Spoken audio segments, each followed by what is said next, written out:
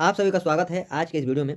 दोस्तों आज के इस वीडियो में हम लोग क्लास 10 का एनसीईआरटी बुक केमिस्ट्री का चैप्टर नंबर 2 जिसका नाम अम्ल क्षार एवं लवण है, यानी कि चैप्टर नंबर 2 से पूछे जाने वाले सभी प्रश्नों को हम लोग हल करेंगे या कुछ महत्वपूर्ण एमसीक्यू प्रश्नों को हल करेंगे।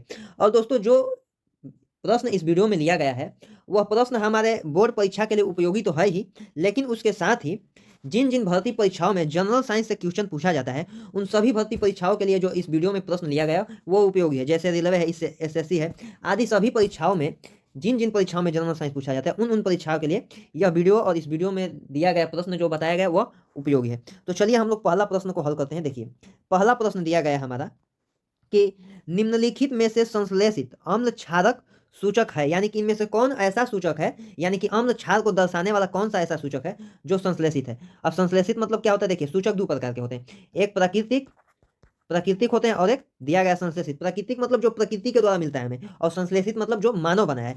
तो वही बताना है हमको इसमें कि इसमें से कौन सा ऐसा सूचक है जो संश्लेषित सूचक है। पहला में दिया है मेथिल ऑरेंज, दूसरा में दिया है फिनाइलफ्थैलीन, तीसरा में दिया है मतलब सी नंबर में उपयुक्त दोनों, और डी में दिया है इनमें से कोई नहीं।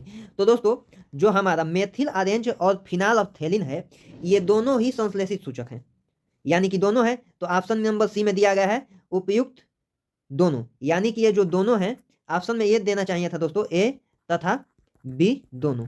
ठीक, तो इसमें दिया गया है उपयुक्त दोनों, यानी कि ये दोनों जो हैं वो संश्लेषित सूचक हैं, यानी कि इसका ऑप्शन नंबर सी हो जाएगा। चलिए हम लोग दूसरा नंबर प्रश्न देखते हैं। दूसरा में दिया है कि संतरे में कौन सा अम्ल पाया जाता है। जैसा कि हम लोग जानते हैं कि प्रत्येक चीज का अपना एक स्वाद होता है, और जिसका स्वाद थोड़ा खट्टा होता है या कसैला होता है उसमें अम्ल या क्षार पाए जाते हैं। तो वही पूछा है कि संतरे में कौन सा अम्ल पाया जाता है। ए में दिया है सिट्रिक, बी में दिया है एसिटिक, सी में दिया है सल्फ्यूरिक और डी में दिया है हाइड्रोक्लोरिक।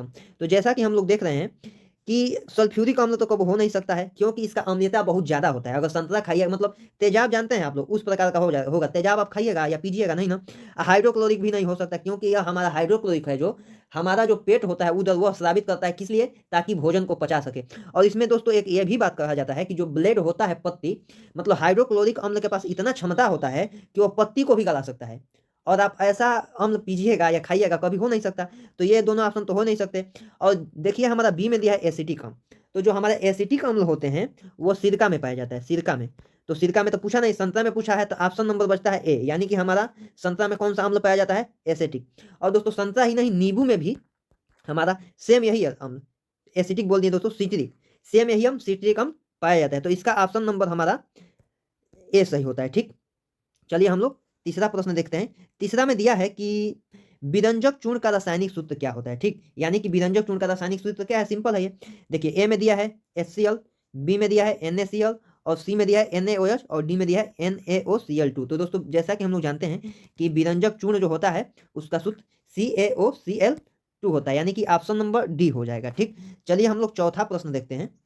देखिए चौथा दिया है कि धावन सोडा का जलीय विलयन कैसा होता है। धावन सोडा मतलब जी, धावन सोडा जैसे कि आप लोग को मतलब सेंस हो रहा है इसे, इसके शब्द से, धावन सोडा यानी कि धोने वाला सोडा। नहीं आदमी बोलते हैं कि साबुन सोडा लेते आए, यानी कि साबुन और सोडा मतलब सर्फ जो होता है, ऐसा कुछ।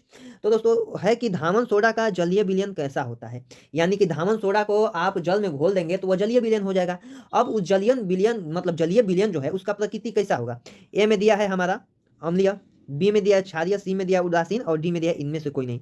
तो दोस्तों ऐसे समझिए कि धावन सोडा है या सर्फ जो है उसका उपयोग हम लोग क्यों करते हैं, कपड़ा खींचने के लिए। और कपड़ा का जो गंदगी होता है वह कुछ अम्लीय प्रकृति का होता है। अब जब आप सर्फ से कपड़ा धोते हैं तो वह साफ हो जाता है। तो इससे ही आप लोग पता लगा सकते हैं कि जब कपड़ा थोड़ा बहुत प्रकृति, हम ज्यादा नहीं बोल रहे कि मतलब ज्यादा ही अम्लीय होता है, ज्यादा अम्लीय तो हमको खुद नुकसान पहुंचाने लगेगा, मतलब थोड़ा बहुत अम्लीय प्रकृति का होगा। वैसा नहीं तो ऐसा समझ लीजिए मतलब कोई ऐसा बर्तन होता है जिस पर कुछ लग जाता है, संक्षारित हो जाता है, तो उसको नींबू से या अन्य पदार्थों से साफ किया जाता है। तो जो गंदगी होता है उसका प्रकृति कुछ थोड़ा बहुत अम्लीय होता है। तो अम्लीय को न्यूट्रल बनाने के लिए हम क्षार का उपयोग करते हैं ना। ऐसे याद करिए, चाहे सिंपल याद कर लीजिए कि धावन सोडा का जलीय विलयन जो होता है वो क्षारीय प्रकृति का होता है। क्यों, क्योंकि जो गंदगी होती है वो थोड़ा बहुत अम्लीय प्रकृति की होती है। और अम्ल को कैसे मिटाया जा सकता है, क्षार से, क्योंकि अम्ल प्लस क्षार दोनों मिलकर न्यूट्रल हो जाते हैं, यानी कि जल और लवण बनाते हैं। ठीक, तो इसका ऑप्शन नंबर बी हमारा क्षारीय हो जाएगा। ठीक, अगला हम लोग प्रश्न देखते हैं 5 नंबर। 5 नंबर में है कि ताजे दूध का पीएच मान कितना होता है, यानी कि सिंपल जब ताजा जो दूध होता है उसका पीएच मान कितना होता है। ए में दिया है 4, और बी में दिया है 10, सी में दिया है 6.6, और डी में दिया है 1.5। तो ऐसे समझिए, देखिए जैसा कि हम लोग रोजांटन के द्वारा दिया गया है जो हमारा इस तरफ का पैमाना दिया गया ना। यहाँ से इसमें 0 से 7 तक, 7 तक यानी कि 6 के बीच में, इसके मतलब 0 से 7 के बीच में जो आएंगे वो अम्लीय होंगे, और 0 से मतलब 7 से 14 के बीच में जो आएंगे क्षारीय। ऐसा आप लोग जानते हैं। तो दूध कबो भी अम्लीय हो सकता है एकदम ना। तो देखिए 0 और 7 के बीच में ये आता है, मतलब एकदम ये 4 जो है हार अम्ल है, और ये तो और अम्ल मतलब ज़्यादा है, क्षारीय भी नहीं हो, मतलब ये भी नहीं हो सकता। तो जो हमारा है दूध, जो ताज़ा दूध होता है, मतलब एकदम ज़्यादा अम्लीय नहीं होता है, वो कितना होता है 6.6 के करीब होता है, मतलब न्यूट्रल के करीब होता है। कितना है 0.4 जोड़ दीजिएगा तो क्या हो जाएगा 7, उदासीन होगा। तो दूध को पीजिएगा तो नहीं आपको खट्टा लगेगा, नहीं आपको कसैला लगेगा, ठीक ना। यानी कि यह जो होता है 6.6 होता है इसका। अब आप लोग अपने से ही सोच सकते हैं, अगर ज़्यादा अम्लीय हो जाएगा तो दूध फट नहीं जाएगा, खराब ना हो जाएगा ना। तो यह ना ज़्यादा अम्लीय ना ज़्यादा क्षारीय, एकदम मतलब उदासीन के करीब 6.6 होता है। अब कई वो परीक्षा में आपको 6.3 भी दे सकता है, 6.2 भी दे सकता है। तो ऐसा आप ट्रिक लगा सकते हैं, ठीक ना। 6.6 के करीब होता है, ठीक। अगला प्रश्न हम लोग 6 नंबर देखते हैं कि जो हमारा दही होता है, दही में कौन सा अम्ल पाया जाता है। आप कहिएगा दही में अम्ल पाया जाता है, देखिए जितना भी खट्टे पदार्थ होते हैं उसमें अम्ल पाया ही जाएगा। अब अम्ल मतलब ये मत समझिए कि अम्ल है तो हमको हानि ही पहुंचाएगा, वो बहुत कमजोर अम्ल होते हैं, दुर्बल अम्ल होते हैं, ठीक। तो दही में कौन सा अम्ल पाया जाता है। ए में दिया है एसिटिक अम्ल, अभी हम लोग आगे देखे थे कि एसिटिक अम्ल सिरका में पाया जाता है, ये दही में पूछा है। ए में है एसिटिक अम्ल, बी में हाइड्रोक्लोरिक अम्ल, सी में है लैक्टिक अम्ल, और डी में है सिट्रिक अम्ल। तो जैसा कि हम लोग जानते हैं कि यह जो है नींबू और संतरे में पाया जाता है। तो हमारा एसिटिक सिरका में पाया जाता है, हाइड्रोक्लोरिक पाया नहीं जा सकता, तो बचा क्या, बचा लैक्टिक अम्ल। यानी कि जो हमारा दही है उसमें लैक्टिक अम्ल पाया जाता है, ठीक। यानी कि 6 नंबर क्वेश्चन का ऑप्शन नंबर सी सही हो जाएगा, ठीक। अब हम लोग 7 नंबर क्वेश्चन को देखते हैं। दिया है कि मुंह का पीएच मान कितना कम होने पर दांतों का क्षय प्रारंभ होता है। जैसा कि दोस्तों हम लोग खाना खाते हैं और हमारा खाना पचता है, जैसा कि आप लोग जानते हैं कि हमारा जो पेट है उसमें खुद ही मतलब पेट ही हमारा अम्ल साबित करता है। काहे करता है, भोजन को जीवाणु रहित बनाने के लिए, जीवाणुओं को कीटाणुओं को मारने। देखिए जो हम भोजन खाते हैं तो उसका मतलब एक ही बार आप कहिए कि भोजन का पाचन पेट से होता है, तो ऐसा नहीं कहा जा सकता है। भोजन का पाचन मुख से ही प्रारंभ होता है और बड़ी आंत पर जाके खत्म होता है। यानी कि जितना भी हमारे शरीर में सिस्टम है वो सब भोजन का पाचन करते हैं। और भोजन के पाचन में ये जो है क्या कहते हैं इसको, पेट, पेट से जो होता है अम्ल साबित होता है। और भोजन पचता है तो आप रात में मतलब खाना खाते हैं तो उबासी ऐसा कुछ आता है ना, तो उसके कारण ही हमारा जो मुख होता है वो अम्लीयता हो जाता है। तो देखिए कितना ज्यादा अम्लीयता हो जाएगा कि आपका मतलब दांतों का क्षय होने लगेगा। यही है ना कि मुख का पीएच मान कितना कम होने पर दांतों का क्षय प्रारंभ हो जाएगा। तो ऑप्शन नंबर ए में दिया है 4.5, बी में दिया है 5.5, मतलब 5.5 से कम, इतना से अधिक रहेगा तो कोनो दिक्कत नहीं। सी में दिया है 6 से कम, और डी में दिया है 10 से अधिक। तो दोस्तों मुख का जो पीएच मान है अगर 5.5 से कम होगा तो आपका दांतों का क्षय प्रारंभ हो जाता है, ठीक। अगला हम लोग देखते हैं। अगला हमारा क्वेश्चन है कि दही से दूध बन जाने पर पीएच मान पर क्या प्रभाव पड़ता है। यानी कि दही से जब दूध बनता है तो उसके पीएच मान पर क्या प्रभाव पड़ता है। पीएच मान कम होगा या अधिक, मतलब कम होगा या ज्यादा होगा। देखिए 0 से 7 के बीच पीएच मान होता है, जैसा कि जानते हैं कि दूध का 6.6 होता है पीएच मान, और दही का पीएच मान अधिक होगा या कम होगा। देखिए खट्टा हो जाता है तो खट्टा होगा तो अधिक नहीं होगा, कम होगा, क्योंकि इधर कम में आइएगा तब ज्यादा खट्टा होगा, अधिक में जाइएगा तो ये तो न्यूट्रल के करीब आ जाएगा, और न्यूट्रल के बाद क्षार में आ जाएगा। यानी कि जब दूध से दही बनता है तो दूध का पीएच मान 6.6 के करीब होता है, यानी कि इससे कम हो जाएगा। हो सकता है 5.5 हो जाए, 5.3 हो जाए, ये सब हो सकता है, लेकिन 6.6 से कम ही होगा। तो दूध से दही बन जाने पर पीएच मान पर क्या प्रभाव पड़ता है। ए में है बढ़ता है, बी में घटता है, सी में स्थिर तो कब्बो ना रहेगा, और डी में है कभी घटता है कभी बढ़ता है। तो इसका क्या होगा, सिंपल सा उदाहरण, घटेगा। पीएच मान क्या होता है, घट जाता है। 9 नंबर हमारा क्वेश्चन दिया है कि पीएच मान में पीएच का क्या मतलब है। यानी कि पीएच इस तरह लिखा रहता है, यानी कि पीएच मान का मतलब ही क्या होता है। तो देखिए पीएच मान में जो पी होता है हमारा वो पोटेंशियल को दर्शाता है, यानी कि शक्ति को दर्शाता है, और जो एच है सिंपल सा हाइड्रोजन को दर्शाता है। यानी कि पीएच मान का मतलब जिसका पीएच मान जितना अधिक होगा वह यही दर्शाता है कि मान लीजिए कोई बिलियन है उसका पीएच मान अधिक है, तो पीएच मान मतलब अधिक है, तो यह दर्शा रहा है कि इस बिलियन में हाइड्रोजन की अधिकता ज्यादा है। यानी कि जिस जो अम्लीय ज्यादा अत्यधिक मतलब प्रबल होते हैं उसमें एच प्लस आयन की मात्रा अधिक होता है, ठीक। और जो दुर्बल होते हैं उसमें एच प्लस मतलब एच प्लस जो आयन होता है उसका कमी होता है, ठीक ना। तो देखिए दिया है कि पीएच मान में पी का क्या मतलब है, मतलब क्या बताता है। तो सिंपल शक्ति को बताता है, निडरता को कभी नहीं बताएगा, कमजोर भी नहीं बताएगा, कुछ नहीं तो हो ही नहीं सकता। तो क्या होगा इसका ऑप्शन नंबर ए शक्ति को दर्शाता है। शुरू में ही बता दिए थे पोटेंशियल ऑफ हाइड्रोजन, पीएच का अर्थ होता है। तो पी जो है शक्ति को दर्शाता है, और पूछ देगा एच किसको दर्शाता है, तो जो हमारा एच है हाइड्रोजन को दर्शाता है। ठीक, अगला क्वेश्चन हम लोग का 9 नंबर है। देखिए, ये तो आप लोग कर ही लीजिएगा कि सिरका में कौन सा अम्ल पाया जाता है। बताए हैं पहले ही, ये किसका है, लैक्टिक अम्ल, दही का है, सिट्रिक अम्ल नींबू और संतरा का है, और इनमें से कोई नहीं एक ऑप्शन है, और ये है एसिटिक अम्ल। सॉरी दोस्तों, सिरका में बताए थे एसिटिक अम्ल, ठीक ना। तो जो हमारा सी नंबर है एसिटिक अम्ल, यही हो जाएगा। ठीक, आप लोग को समझ में आया ये सब कुछ, ये भी आप लोग आज अगला क्वेश्चन में पढ़े थे और ये भी देखे थे, और ये बताया गया था सिरका में एसिटिक अम्ल पाया जाता है। तो इसका ऑप्शन नंबर क्या हो जाएगा, सी, जिसका है सिरका में एसिटिक अम्ल पाया जाता है। ऑप्शन नंबर मतलब क्वेश्चन नंबर 11 देखते हैं कि संतरा में कौन सा अम्ल पाया जाता है। संतरा में आगे ही लगा मतलब हल किए थे दोस्तों। ये जो है यहाँ पर आप लोग कर लीजिए नींबू।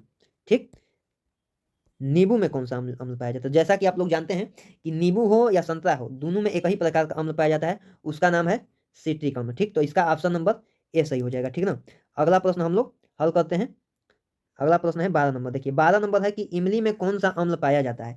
तो दोस्तों इमली जो है, इमली में हमारा टार्टरिक अम्ल पाया जाता है। ठीक, बाकी सब अम्ल को तो हम देख ही चुके हैं, लैक्टिक अम्ल भी देख चुके हैं, हाइड्रोक्लोरिक अम्ल जानते ही हैं HCl होता है, HCl किसी पदार्थ में पाया नहीं जाएगा। तो जो है हमारा टार्टरिक अम्ल इमली में पाया जाता है। ठीक, ऑप्शन नंबर ए में है हाइड्रोक्लोरिक, बी में है लैक्टिक अम्ल, डी में है इनमें से कोई नहीं, सी ऑप्शन नंबर हमारा सही हो जाएगा। ठीक, 13 नंबर हमारा क्वेश्चन है कि चींटी के डंक में कौन सा अम्ल पाया जाता है। देखिए, जो चींटी का डंक है उसमें कौन अम्ल पाया जाता है। ए में है लैक्टिक अम्ल, बी में है सिट्रिक अम्ल, और सी में है एसिटिक अम्ल। देखिए ये सब आप पढ़ चुके हैं कि किस में कौन पाया जाता है। जो नहीं पढ़े हैं वो है ऑप्शन नंबर डी, मेथोनोइक अम्ल, यानी कि हमारा चींटी का डंक में मेथोनोइक अम्ल पाया जाता है। और दोस्तों एक बात है, जैसे महत्वपूर्ण बात है, देखिए चींटी में और बिच्छू जो होती है ना, डंक मार देती है, उसमें एकदम सेम अम्ल यानी कि मेथोनोइक अम्ल ही पाया जाता है। तो आप कहिएगा कि बिच्छी मारती है तो बहुत कष्ट होता है, हमें बहुत दर्द होता है, और चींटी काटती है तो हमें तो दर्द ही नहीं होता है, तो एक ही अम्ल कैसे पाया जाता है। देखिए, जो चींटी होती है, जब चींटी काटती है तो उस अम्ल का बहुत ही छोटा अंश आपके शरीर में छोड़ती है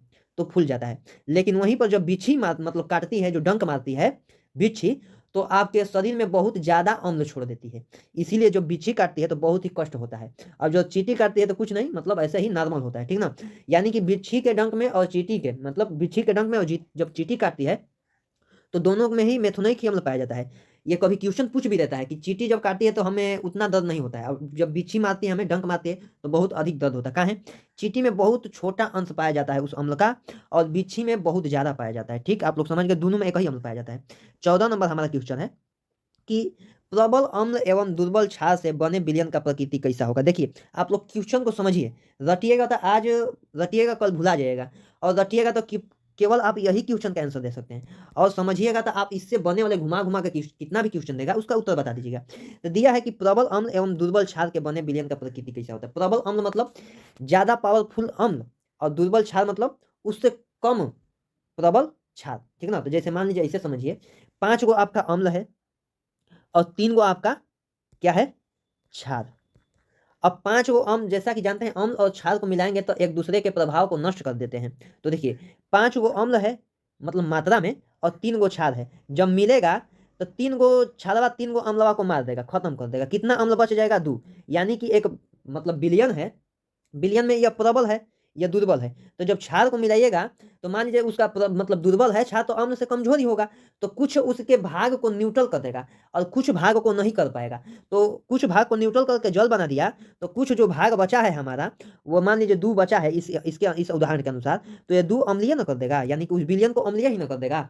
5 अम्ल है 3 क्षार है, दोनों को मिलाएंगे तो अम्ल क्षार को नष्ट कर देता है। ठीक ना, या क्षार अम्ल को नष्ट कर देता है, दोनों आपस का इन लोगों का टक्कर है, तो ये 3 गो को नष्ट कर देगा, बचेगा कितना, 2 गो। तो जो 2 गो बचेगा वो अम्लीय बचेगा, तो विलयन का प्रकृति कैसा हो जाएगा, अम्लीय हो जाएगा। और इसी प्रकार से आप उदासीन का भी समझ सकते हैं। ठीक ना, तो दिया है कि प्रबल अम्ल दुर्बल क्षार से बने विलयन की प्रकृति कैसा होता है, उदासीन तो नहीं होगा, अम्लीय भी नहीं होगा, और सभी कैसे हो सकता है, उदासीन क्षारीय अम्लीयमय हो जाएगा, कभी नहीं। तो इसका ऑप्शन नंबर क्या होगा, ए।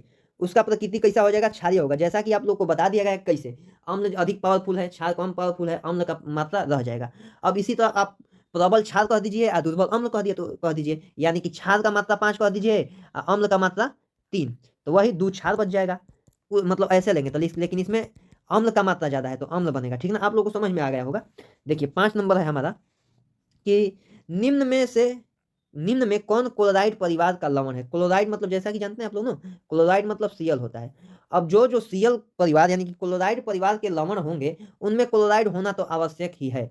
अब जैसा कि आप लोग जानते हैं कि कहा जाएगा कि कोई दरवाजा है और वह लकड़ी का दरवाजा है, तो उसमें लकड़ी होना आवश्यक है ना, कि लकड़ी होगा ही नहीं। उसी प्रकार से क्लोराइड है, क्लोराइड परिवार का लवण है और क्लोराइड ना हो, कैसे ऐसे हो सकता है? क्लोराइड परिवार का लवण इसीलिए कहा गया क्योंकि उसमें क्लोरीन है, और क्लोरीन ही ना हो नहीं सकता। तो इनमें कौन ऐसा लवण है जिसमें क्लोरीन नहीं है? देखिए, पहला में NaCl क्लोरीन है, बी में KCl क्लोरीन है, सी में NH4Cl में क्लोरीन है। यानी कि सभी जो है वो क्लोराइड परिवार के लवण है। तो ऑप्शन नंबर डी दिया है उपयुक्त सभी, तो इसका ऑप्शन नंबर हमारा डी हो गया, उपयुक्त सभी। चलिए अगला देखते हैं हम लोग। चलिए हम लोग का इस में 15 क्वेश्चन ही था। अब दोस्तों अगर आप लोगों को यह वीडियो पसंद आया हो, क्वेश्चन अच्छा लगा हो आप लोगों को, तो आप लोग हमारे चैनल लक्ष्य एकेडमी को सब्सक्राइब जरूर करिए। और ऐसे ही वीडियो देखने के लिए हमारे चैनल के प्लेलिस्ट में आप लोग जा सकते हैं, क्योंकि हमारे चैनल पर आप लोगों को एक प्लेलिस्ट मिल जाएगा जिसमें इसी प्रकार के वीडियो को डाला जाता है। और ये हमारा चैप्टर नंबर 2 था। अब इसके खत्म होने के बाद चैप्टर नंबर 3 जो है धातु एवं अधातु, उस अभ्यास के प्रश्न को डाला जाएगा। तो दोस्तों आप लोग मतलब MCQ प्रश्न को अच्छे से हल करने के लिए, अच्छे से याद करने के लिए आप लोग हमारे चैनल को सब्सक्राइब कर सकते हैं। ठीक।